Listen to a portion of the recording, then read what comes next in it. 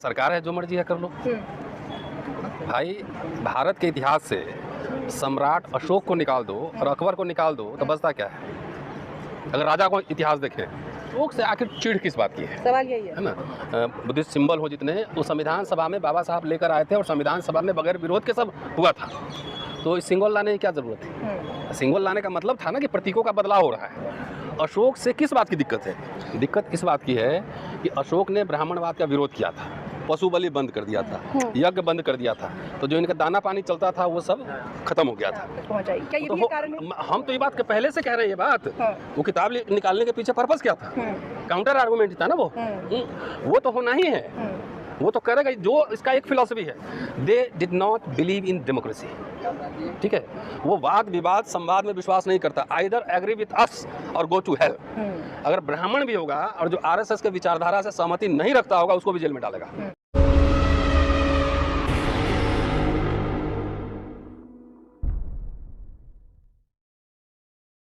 भाई, भारत के इतिहास से सम्राट अशोक को निकाल दो और अकबर को निकाल दो तो बचता क्या है? अगर राजा को इतिहास देखें, राजाओं का इतिहास तो हम लोग जनता का भी पढ़ाते हैं ना, तो राजाओं का इतिहास तो अगर लिखोगे तो दो निकाल दोगे तो कौन है जो भारत में इतना भूखंड पे शासन किया है? एक नाम बताओ मुझे, एक नाम बताओ। अशोक से आखिर चिढ़ किस बात की है? सवाल यही है ना? आप तो चूंकि यहाँ पे मैं कॉन्स्टिट्यूशन क्लब में हूँ इसलिए मेरे पास कागज़ नहीं है, नहीं तो बिना कागज़ के हम बात नहीं करते हैं कि जो संसद में जितने, चाहे 3 चेयर हो, चाहे बुद्धिस्ट सिंबल हो जितने, वो संविधान सभा में बाबा साहब लेकर आए थे और संविधान सभा में बगैर विरोध के सब हुआ था। तो इस सिंबल लाने की क्या ज़रूरत है? सिंबल लाने का मतलब था ना कि प्रतीकों का बदलाव हो रहा है। अशोक से किस बात की दिक्कत है? दिक्कत इस बात की है कि अशोक ने ब्राह्मणवाद का विरोध किया था, पशु बलि बंद कर दिया था, यज्ञ बंद कर दिया था, तो जो इनका दाना पानी चलता था वो सब खत्म हो गया था। और उसके बाद देखिए, बृहद्रथ की हत्या किसने की? पुष्यमित्र शुंग तो सेना में ही था ना, वही कमांडर था ना, ब्राह्मण था ना, लेकिन तभी उस सेना में तो था, उसने हत्या कर दी पुष्यमित्र शुंग की। तो अशोक से इस बात का चिढ़ है कि उसने जो है ना पूरा धम्मा अपनाया, चंडाशोक से धम्माशोक बना, प्रियदर्शी अशोक, तो उनसे चिढ़ है। चंद्रगुप्त पे क्यों नहीं बोलते हैं? चंद्रगुप्त भी तो दादा थे ना अशोक के, तो उस पर क्यों नहीं बोलते हैं? क्योंकि उसने जैन अपना लिया था, और जैन समुदाय उनको लगता है वो हमारा फंडिंग कर रहा है, हमको पैसा दे रहा है, हमारे साथ है, तो उस पर नहीं बोलते हैं। तो आज से नहीं, मैं तो राष्ट्रवादी इतिहासकार काशी प्रसाद जायसवाल पे मेरी पीएचडी है, 6 किताबें प्रकाशित हैं। ये राष्ट्रवाद की बात करते हैं ना, जाके पढ़ लें 1910 में काशी प्रसाद जायसवाल ने क्या लिखा था रामेश्वरम धाम के बारे में, कि वहाँ पे जिसको चपत लगवाते हैं ना ये शैतान कह के, वो शैतान नहीं, वो बुद्धा की मूर्ति है। तो जहाँ आप चले जाओ, चाहे छत्तीसगढ़ चले जाओ, मध्य प्रदेश चले जाओ, बिहार चले जाओ, चाहे यहाँ उत्तर प्रदेश, कहीं चले, जहाँ खुदाई हो रही है वहीं बुद्ध निकल रहे हैं, वहीं बुद्ध निकल रहे हैं। तो इनको बुद्धा से प्रॉब्लम है बेसिकली, है ना? क्यों? मेरी किताब आई ना अभी धर्मांतरण वाली, पढ़िए ना, उसमें सारा मैंने इतिहास ही इनका निकाल दिया। बाबा साहब ने 20 से लेकर 56 तक क्या क्या कहा है ना, बुद्धिज्म के बारे में, हिंदुइज्म के बारे में, ब्राह्मणिज्म के बारे में, क्या सब एक जगह इकट्ठा कर दिया। तो इनको बुद्धिज्म से क्या प्रॉब्लम? बाबा साहब लगातार रिपीटेडली बात कर रहे हैं कि मैंने दुनिया के तमाम धर्मों का अध्ययन किया है।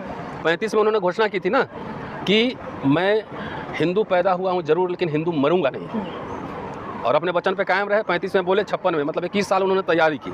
21 साल में उन्होंने इस्लाम पढ़ा, क्रिश्चियनिटी पढ़ा, सिखिज्म पढ़ा, बुद्धिज्म पढ़ा, सब पढ़ाई पढ़ा, और वो आए किधर? बुद्धा की ओर आए। क्यों? कि बुद्धा ने कभी अननेसेसरी ये दावा नहीं किया कि मैं ईश्वर हूँ, मैं ईश्वर का दूत हूँ, मैं इंसान हूँ। उन्होंने क्या कॉन्सेप्ट दिया? अपदीपो भव, अपना दीपक खुद बनो। मैं जो कह रहा हूँ वो भी ना मानो। जब तक अपने से, आनंद से संवाद हो रहा है ना, उनके शिष्य आनंद से, तो कह रहे हैं जब तक अपने देखो नहीं, समझो नहीं, उसको मापो नहीं, एनालिसिस नहीं करो, तब भी मत मानो। बाबा साहब वही तो आइडिया वहाँ से लिए कि बुद्धिज्म क्यों अपनाया। यही तो कह रहे हैं कि उसमें समानता है, हिंदू धर्म में कभी समानता हो ही नहीं सकता, उसमें बंधुत्व है, इसमें बंधुत्व हो ही नहीं सकता। यही है ना बेसिकली, कि इसमें स्वतंत्रता है, वहाँ हो नहीं सकता। तो वो सोचो कि पुष्यमित्र शुंग के बाद 2000 साल बाद इनका शासन आया है। भाई तो आरएसएस और सीधा कहते जितना जनसंघ और तो संविधान के विरोधी थे। अंबेडकर नेहरू के पुतले फूके थे कि ये संविधान हमारे मिजाज के हिसाब से नहीं है, मनुस्मृति इनका संविधान है। तो जब ये शासन में आ ही गए हैं, संविधान की शपथ ले रहे हैं, लेकिन धीरे धीरे संविधान के अंदर के पन्ने फाड़ रहे हैं और लागू क्या कर रहे हैं? क्या कर रहे हैं? मनुस्मृति लागू हो रहा है ना। तो इसीलिए मैंने कहा कि तो वो शासन में है, जो मर्जी है कर लो। लेकिन सर, अशोक को विदेशी आक्रांता बताने की बेवकूफी कैसे कर सकता है? पढ़ता उठता थोड़ी ही सर, पढ़ता है कोई? अरे हम लोग जो कहते हैं कि देखिए इस वॉल्यूम में पेज नंबर इतना पे ये रेफरेंस है, ये जो बताया, तो सब पूछो कि ये कहाँ रेफरेंस है, कहाँ से आया था अशोक? जो लोग खुद आक्रांता है, जो इस देश पे जिन्होंने अटैक किया है, जिस देश पे कब्जा किया है, वही यहाँ के लोगों कह रहे हैं आक्रांता है। एक बार बताओ, अकबर के खानदान यहाँ से धन लूट के ले गए कि यहीं पे रहे? यहीं पे रहे। हैं? यहाँ से मालिया लेके भाग गया सो, नीरव मोदी लेके भाग गया सो, मेहुल चुस्की लेके भाग गया सो। भाई अकबर के लाल किला पे कभी वहाँ का शहंशाह हुकूमत करता होगा। आज लाल किला क्या है? मैंने तो सुना है कि उनके खानदान के लोग कलकत्ता में झुग्गी में रह रहे हैं जी, उनका वीडियो और जो लोग दरबार में थे उस समय, उनके जाके देखिए महल बने हुए हैं, अभी भी 5 स्टार होटल चल रहे हैं। आखिर एक बात बताओ, अकबर से इतनी नफरत है तो पूछो रामचरितमानस कब लिखा गया? सवाल पूछेंगे, हम तो सवाल पूछना सिखाते हैं कि रामचरितमानस कौन काल में लिखा गया? तुलसीदास कौन काल में हुए?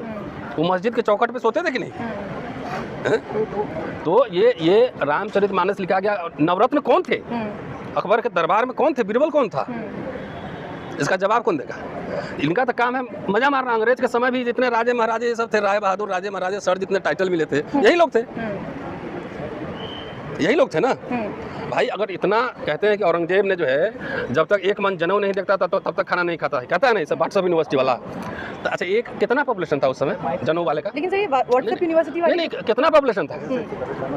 अगर एक मन जनेऊ तो यहाँ पे हिंदू पॉपुलेशन ही नहीं रहना चाहिए था। उनके दरबार में कौन थे? उनका फाइनेंस मिनिस्टर कौन था? ये सवाल नहीं पूछेंगे। तो वहाँ भी मजा मारा, वहाँ भी अनुदान लिया, वहाँ भी दरबार में मलाई चाटा। और मुझे तो शिकायत इन मुगलों से तो ये है ना कि इनके साथ समझौता करके शासन चलाया, कोई सोशल रिफॉर्म नहीं किया, ना अपने समाज में न इधर। एक विश्वविद्यालय नहीं खोला उस समय, विदेश इंग्लैंड में ऑक्सफोर्ड यूनिवर्सिटी खुल रहा था, यहाँ नहीं खोला। ये शिकायत हमारी है कि आप ही उनके साथ मिलकर जो है ना आपने शासन चलाई, कोई रिफॉर्म नहीं किया। लेकिन सर यही तो फर्क है अशोक के साम्राज्य में। अशोक ने तो सारे रिफॉर्म्स किए, अशोक ने तो वो किया। आरएसएस वाला गीत गाते हैं ना कि वहाँ कहाँ जम्बू द्वीप, वहाँ आर्यावर्त जो है अफगानिस्तान से लेके कहाँ गाते हैं। तो एक काम करो ना, तो जाके अफगानिस्तान कब्जा करके दिखाओ ना। सम्राट अशोक तो वहाँ तक फैला हुआ था, सीरिया तो उसके दूध पहुंचे हुए थे, लंका सब जगह। तो चिड़ इसी बात का ना कि गाल बजाते हैं सम्राट अशोक ऐसा समझो 2500 साल पहले करके दिखाया, 2200 साल पहले। उनसे चिड़ इसलिए है कि सम्राट अशोक बुद्धा के मार्ग पर चले कि जो स्वतंत्रता समता की बात करता था। अंबेडकर उस मार्ग पर चले, इसलिए अंबेडकर से इनको सबसे ज़्यादा चिड़ है, क्योंकि अंबेडकर अंग्रेजी पढ़े हुए थे ना। वो democratic values, liberalism, Europe, America का आइडिया था, वो समझते थे, तो वो पढ़ के आए थे ना, इसलिए संविधान इतना बढ़िया क्राफ्ट किया।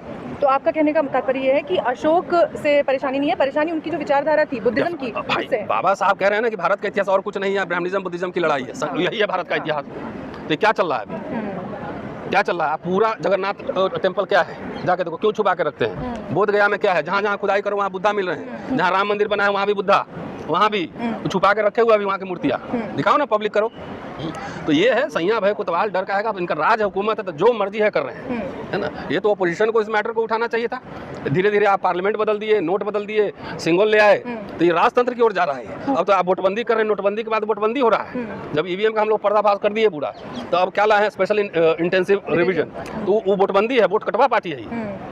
तो इनको जो मर्जी है करें, लेकिन ये याद रखा जाएगा डिजिटल दुनिया में। एक बात बताओ, अकबर यहाँ नहीं पढ़ाओगे, मुगल नहीं पढ़ाओगे, और जो लोग इनको शासन में ला रहे हैं, मैं तो बड़ा देश के बड़े नामी गिरामी कॉलेज में पढ़ाता हूँ ना, वो ऑक्सफोर्ड में बच्चा पढ़ने जाएगा तो इसको तो बोले अनपढ़ है, कुछ पढ़ के नहीं आया, इसको कुछ नहीं पता है। इतिहास आपके मिटाने से नहीं मिटता है ना, इतिहास तो कब्र फोड़ के बाहर निकलता है। इतिहास मिटाने से मिटेगा कब्र? अब तो डिजिटल दुनिया में और नहीं मिटेगा। जो मैं जो बोल रहा हूँ, ये तो अगर जब तक यूट्यूब रहेगा, डिजिटल वर्ल्ड रहेगा, तब तक अजर अमर रहेगा, हम रहे चाहे नहीं रहे। भाई अब इतिहास को भी हम और वो में बांटने की कोशिश हो रही है। इतिहास तो देखो एब्सोल्यूट इतिहास नहीं होता है, लेकिन इतिहास तथ्यों पे आधारित होता है। तथ्य क्या इंटरप्रिटेशन होता है, तथ्यों को ही बदला जा रहा है। एग्जैक्टली, तथ्य नहीं, आस्था। बाबा साहब जो कह रहे हैं कि हमें पूरा प्रबुद्ध भारत बनाना है, बौद्धमय भारत बनाना है, तो ये थोड़ी कह रहे थे कि सबको बुद्धिस्ट बनाना है। वो कह रहे थे कि हमें साइंटिफिक भारत बनाना है, साइंटिफिक टेम्परामेंट, वैज्ञानिक सोच का भारत बनाना है। और इनका भारत क्या है? इनका भारत आस्था पे है, भक्ति पे है। किस विज्ञान मत देखो। तो जो लोग इनको वोट दे रहे हैं, अब तो वोट लोगों से नहीं, ईवीएम से ही ले रहा है, इधर उधर दिख रहा है, उसी को एक अज्ञानी, कुपड़, अनपढ़ बना रहा है। व्हाट्सएप यूनिवर्सिटी का इफेक्ट जो है ना, अभी 10-15 साल बाद दिखेगा। लेकिन सर एक सवाल ये है कि जब अशोक को ले आया बीच में, तो क्या इसको लेकर कोई विरोध प्रदर्शन होगा? आप जैसे जो लोग हैं, जो जानते हैं, तमाम लोग जानते हैं अशोक की विरासत के बारे में, तो क्या इसको लेकर आप लोग सड़कों पर उतरेंगे? हमको ना, हम तो आम आदमी आदमी है।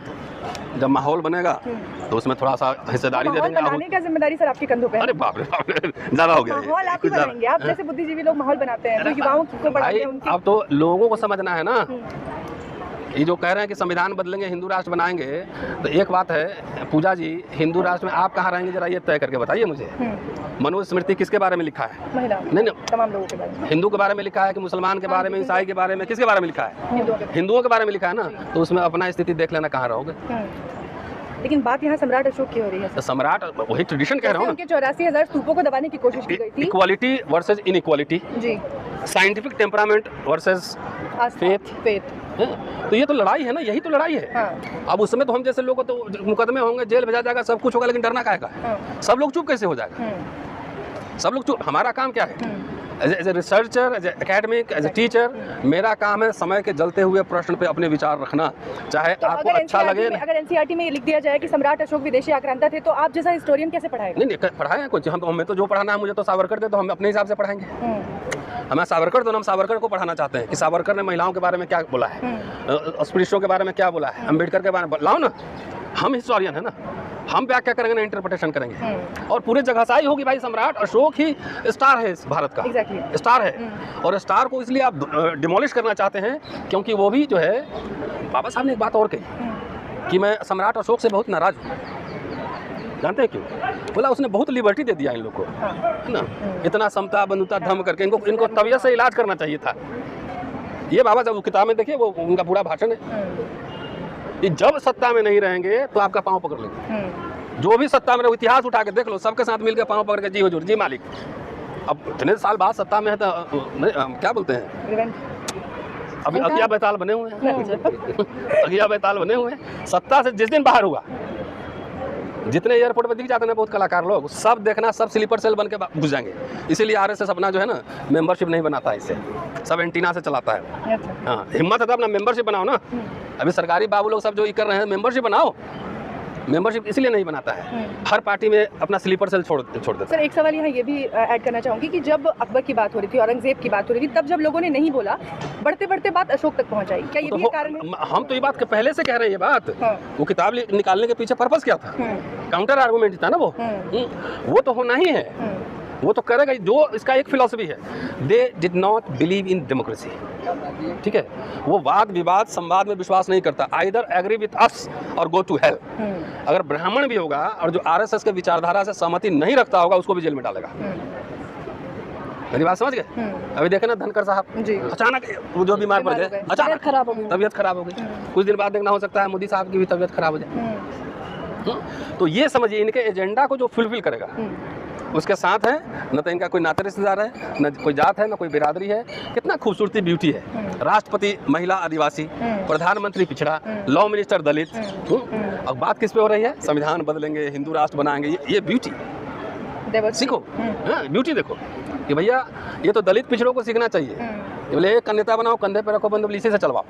आरक्षण खत्म करना है तो काहे के लिए हम खत्म करेंगे? बैकवर्ड दलितों सबसे करवाओ खत्म। कोई आवाज उठा रहा है, जितना कॉन्ट्रैक्चुअल हो गया, सब कुछ हो गया कि पार्लियामेंट में उठ रहा है, तुम्हारे जात का एक मंत्री बना देंगे। है ना, 27 कितने मिनिस्टर हैं, तो ये मिनिस्टर हैं, सिर्फ मंत्री लेके खुश हो जाओ। हमें मंत्री नहीं चाहिए, हमें कोई दलित पीएम भी नहीं चाहिए। जब तक कि आपका एजेंडा स्पष्ट नहीं। दलित पीएम बन के तुम हिंदू राष्ट्र बनाओगे, जो वर्ण व्यवस्था वाला राष्ट्र होगा, तो ऐसा दलित पीएम लेके कहाँ आचार करेंगे? हमें तो चाहिए एजेंडा।